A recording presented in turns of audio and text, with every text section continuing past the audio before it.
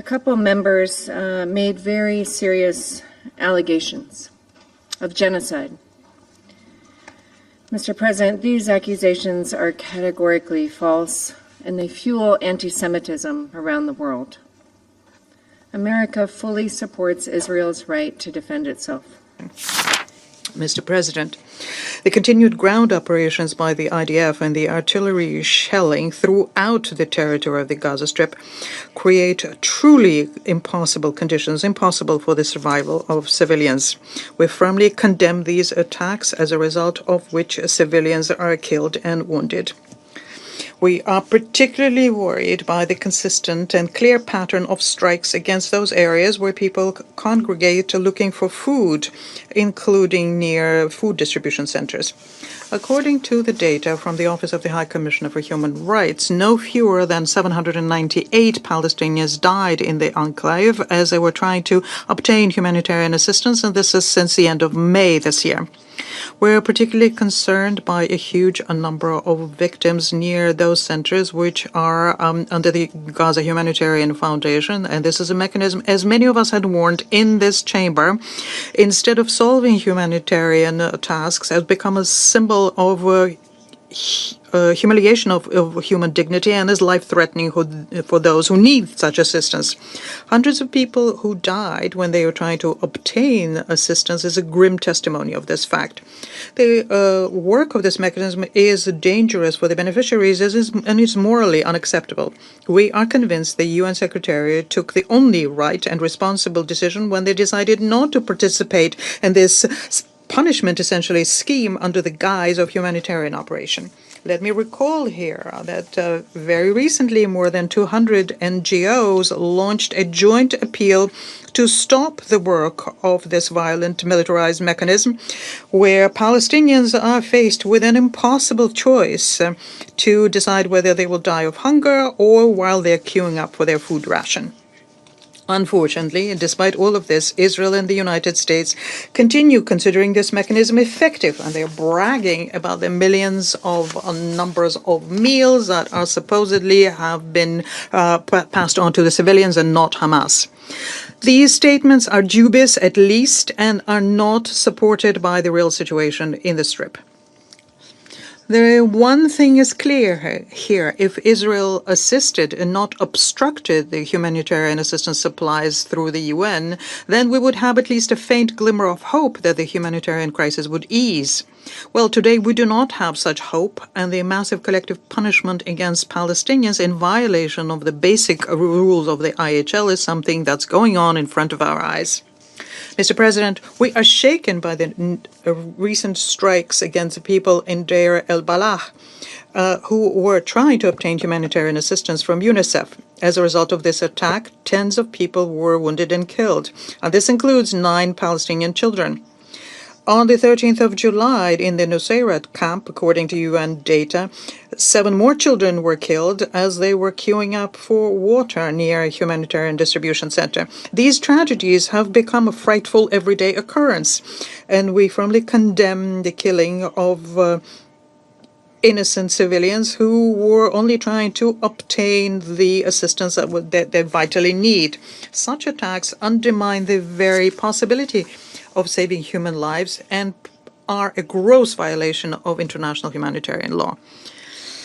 Unfortunately, humanitarian personnel are also continue dying. There was another strike against the office of a humanitarian organization delivered on the 10th of July in Gaza, took the lives of 3 more humanitarians. This tragic incident once again shows how high the risk is that humanitarians are facing when they are doing their duty under the conditions of constant present danger. In parallel to attacks against humanitarians and the reporters who are covering Gaza, there is a true persecution unfolding against UN bodies which are out of favor, and this refers to UNRWA first and foremost, and this is the agency which for decades have been helping Palestinians with humanitarian assistance, education, and healthcare.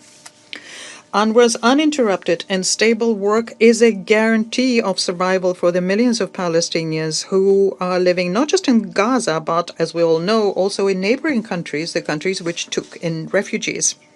Would like to underscore here that has never been an alternative to UNRWA.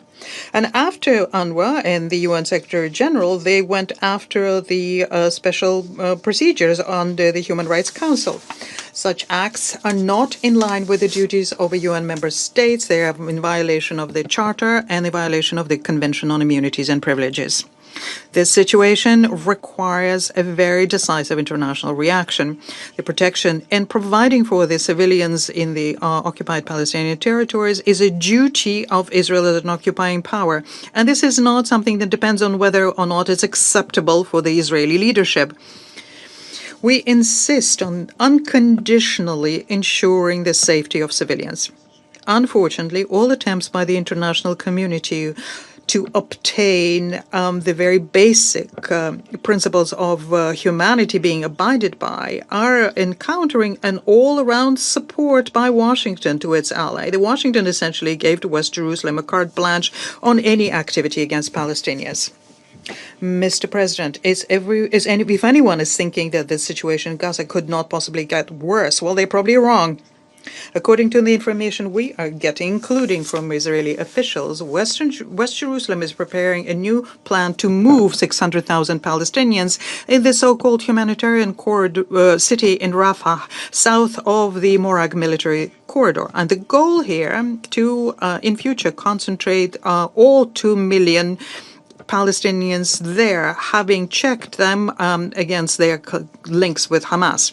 The Commissioner General of UNRWA, Philip Lazzarini, has already characterized this plan as, in essence, trying to create a huge concentration camp, the Palestinian inhabitants of which will be deprived of any prospects for their future.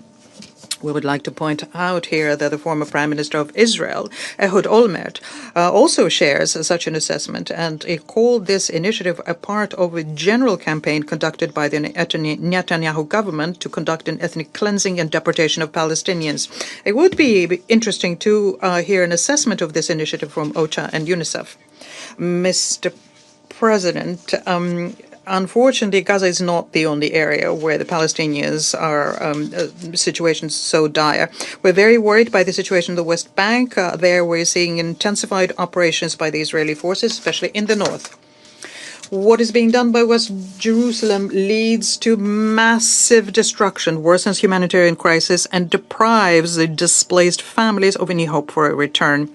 We regularly receive information about the killings and violence against the Palestinian, the seizure of territory, and the demolition of their buildings. And this is unacceptable. We call on Israel to immediately stop the violence in the occupied Palestinian territory to ensure that the people are protected and the humanitarian assistance to civilians is not impeded. They need this now more than ever.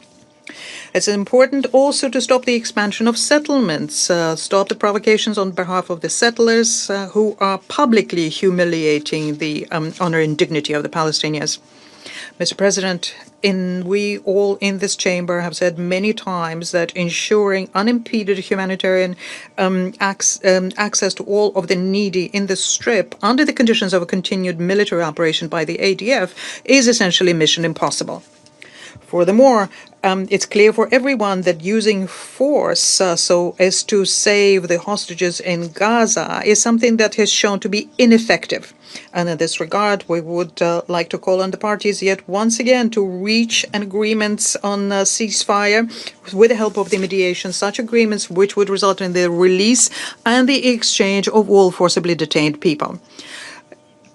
In order for the authorities in Israel to finally lift the blockade of this sector, the Washington has to reject their unconditional support for West Jerusalem, stop covering their violations of IHL, and use their influence to stabilize the situation.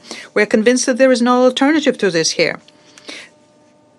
This is the only way that the vicious circle of violence can be broken, and the relaunching of the peace process of the Middle East settlement on the two-state solution can be obtained. The ultimate goal here is to create an independent Palestinian state within the 1967 borders with the capital in East Jerusalem, coexisting with Israel in peace and security.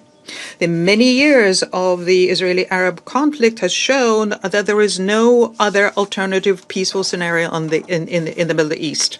In this context, we welcome the intent on the part of Saudi Arabia and France to convene an international high-level conference to support the two-state solution at the end of the month in New York, and we plan to participate in it very actively. I thank you.